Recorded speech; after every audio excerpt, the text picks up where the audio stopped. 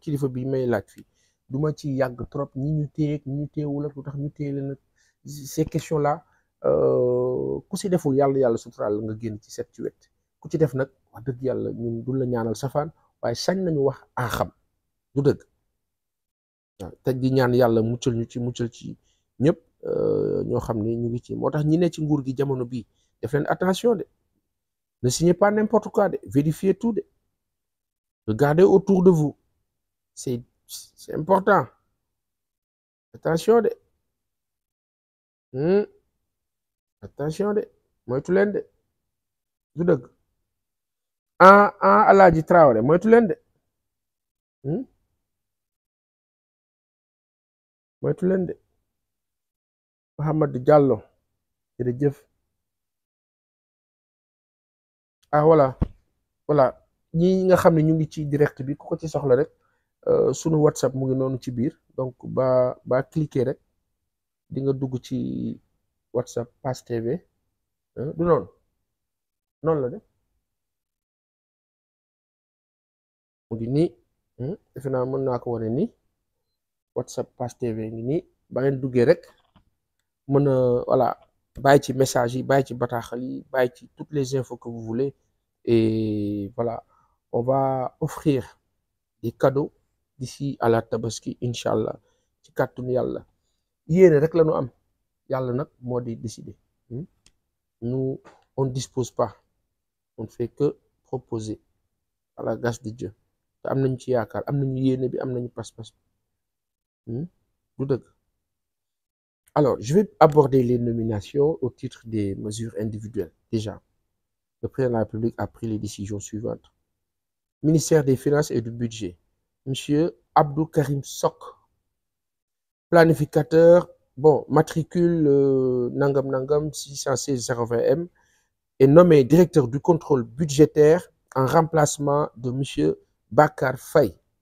admis à faire valoir ses droits à une pension de retraite. Monsieur El Hadj Amadou Koulibaly, administrateur civil principal, matricule 603 929G, est nommé directeur du matériel et du transit administratif en remplacement de Monsieur Amadou Tidiane Fall, appelé à d'autres fonctions. Madame Stéphanie Ange Pélagie Diouf, administrateur civil, matricule de solde numéro 666 349G, est nommé directeur des pensions en remplacement de Monsieur Abou Aw, appelé à d'autres fonctions. Monsieur Abou Aw, conseiller en planification, matricule 516-574H, est nommé directeur de la solde en remplacement de Madame Stéphanie Ange Pélagie Diouf, appelée à d'autres fonctions,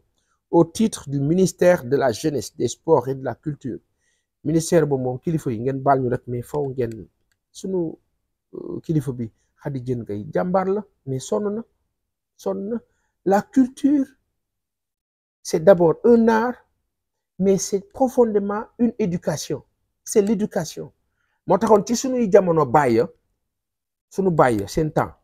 ñoom Abdelkader Fall dañ doon wax sous Abdou Diouf ministre de l'éducation et de la culture donc culture l'entendement bi ñu jël nii def ko genre oui les artistes ay djembe ñoom boo nee culture ñu xalaat djembe mais c'est tellement terrible ça boo waxee culture rek ñu xalaat djembe xulil tëggkat percussionniste yi xalaat Sorano grand théâtre la culture c'est le développement au début et à la fin de tout donc kilifa yi sunu kilifa bi Khady Diène Gaye dimbal leen ko sonn na dafa di jàmbaar rek te muntu yuux sonn na quand bien même secrétaire d'État à côté directeur Abdou Diatta nu ngi laa nu de la culture mais il faut imaginer le boulot colossal que ces gens font donc le ministère doit être là à part culture jeunesse mën na ànd ak sport parce que suñu bàyyee ñoom François Bopp dañ nekkoon ak Abdoulaye Makhtar Diop dañ doon def jeunesse et des sports ministre de la jeunesse et des sports àndoon na mais culture bi moom kii leen ko rek ngeen baal ñu nub xalaat na nag sañ nanu wax nub xalaat nag du dëgg te xam naa ni di ngeen ko comprendre te li ñuy wax yéen ko gën a xam alors pour le ministère de la jeunesse des sports et de la culture monsieur Hugues Diaz ndeysaan kilifa bi maa ngi laa nuyu conseiller aux affaires culturelles matricule numéro 515 165 L wala I est nommé directeur des arts en remplacement de madame Khoudia Diagne. Hugues Dias bi ñuy mujjee gisante yàgg na ndeysaan dans les années 2000 et quelques fële ci Dakar FM immeuble fële en face Sorano immeuble ministère de l'information et de la com au temps maa ngi laa ziar ba baax kilifa bi. Monsieur Ibrahima Bari, titulaire d'un master en développement, spécialité gestion des industries culturelles, matricule numéro 662-022, B est nommé secrétaire général du Grand Théâtre Doudou Ndiaye Rose, Coumba Rose, en remplacement de Madame Fatou Gueye Sidibé Diallo. Madame Oumi Diakhaté, professeure de lettres, matricule numéro 610-904H, est nommée directrice générale de la compagnie du Théâtre National Daniel Sorano en remplacement de Monsieur Ousmane Baro Dione. Le ministre foofu moom ñu ngi nuyu PCA Queen Bis Diallo Diéry maa ngi laa nuyu. Le ministre de la formation professionnelle et technique, porte-parole du gouvernement Amadou Moustapha Ndiek moo signé li ma fi wax ni yépp ci nomination du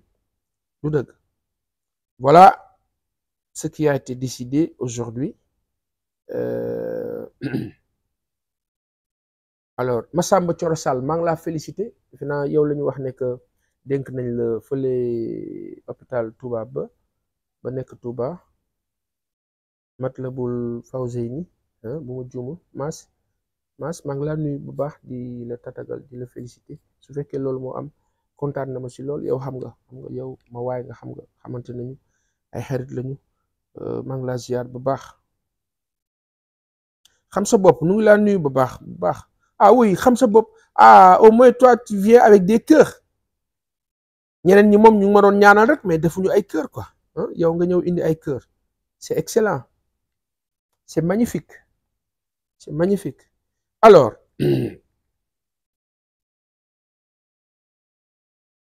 ma wax fi benn affaire malgré les manquements, malgré les appréhensions ça et là, malgré la structuration à corriger ça et là, réew mi mu ngi changé nii nag lu ne mën nañ ko wax mais dana changé de incha allah réew mi bu sàcc amatul sàcc li war a dem fa mu war a dem dafa àgg du fa àgg parce que sàcc bee bari woon bu wàññee ko rek sàcc bi nga gis affaire bi day leer nañ lempit yàlla na ko yàlla def ñu ñëpp ñu fekk tal yàlla nañu ko yàlla defal amin yaa rabbi yàlla nañu ko yàlla defal Kébémer maa ngi laa nuyu Adama Sow kii de xanaa sama kilifa la ba sama mag ba la Adama Sow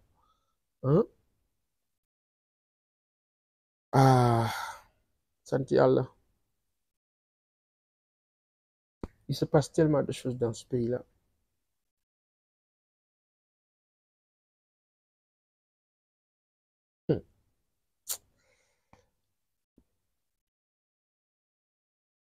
Tellement de choses dans ce pays.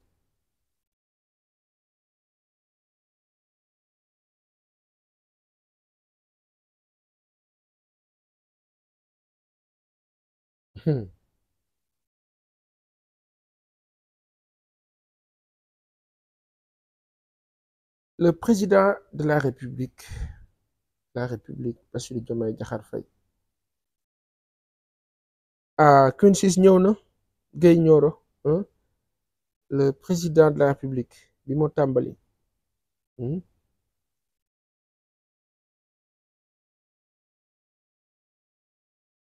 il a rendu un vibrant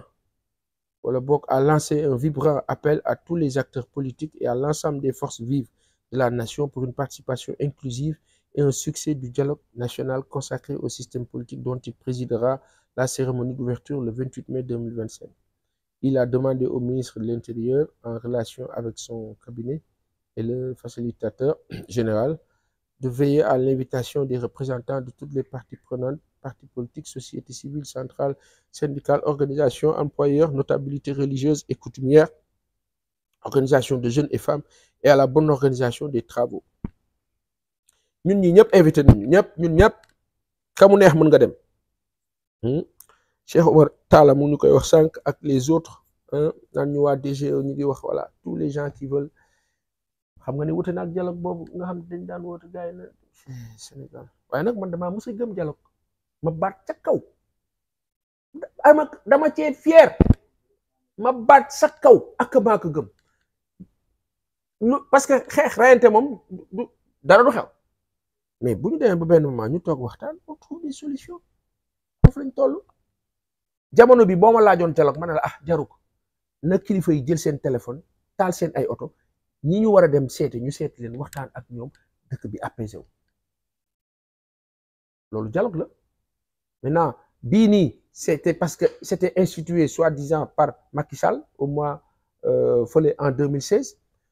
le président il vient dans la logique de la continuité il respecte la date maintenant la chose c'est quoi on va parler d'économie moi j'espère qu'on va malheureusement on va parler de politique encore et les partis politiques vont se défendre 300 400 partis politiques au Sénégal ci dëkk bu ndawee nii mais loolu pour man loolu jarul dialogue non chaque année yéen kaa leen def seen ay compte ñu xam fan ngeen toll xam nga kii ku ko ci deful may ñu dootoo parti yomb na seen siège fu mu nekk xam nga genre pas Assane yi bu ñu amee parti politique boo leen seen siège seen kër lañ lay yóbbu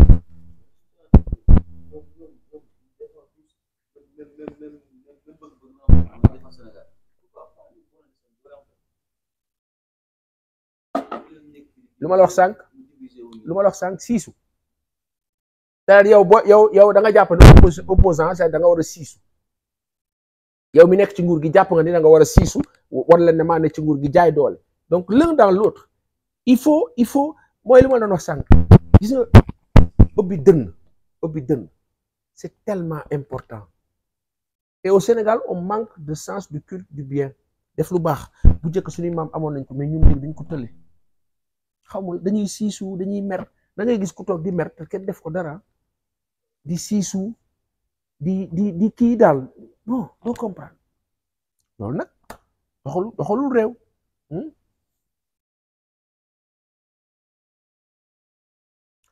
yow kii lu ma wax ni Càmba Kase nga ne j'espère que Madior yoru lan këram lu mën a bu nekkee këram du mën a tekki bracelet bi subhanallah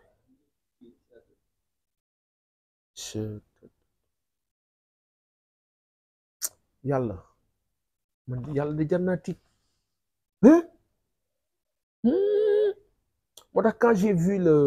le post de Pape Alé muy rappelé sur Facebook bi Ismaïla Madior di wax ci moom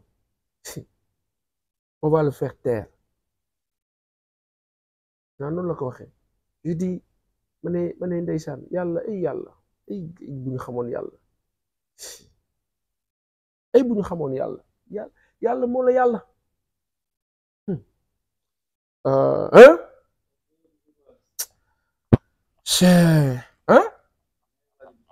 waaw nga ne du journaliste tey mooy directeur général RTS bañ bëgg nangu bañ a nangu lu ak loo ko mën ci reproché le DG de la RTS et moi je disais à tue-tête que c'était injuste le traitement sur Pape Alé Niang injuste après ñu ne la waa mais li mu def dafa génne document secret à un moment donné quand la nation est menacée il y a plus de secret défense c'est la nation à sauver à un moment donné nguur bi fi nekkoon fi mu ñu doon